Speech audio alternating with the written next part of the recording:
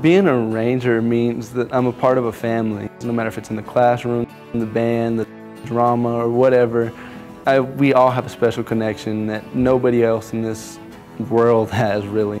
And I've had a bunch of family from around this area go to school here. Northwestern is honestly probably one of the best decisions I've ever made in my life. This school is extremely important to the Miller family. I couldn't ask for a better place to go to college or for my kid to go to college.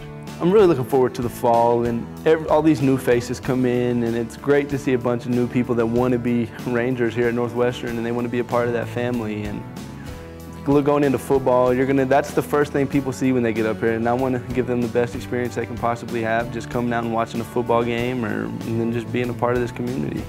There was no doubt in my mind once I was here that this is where I needed to be.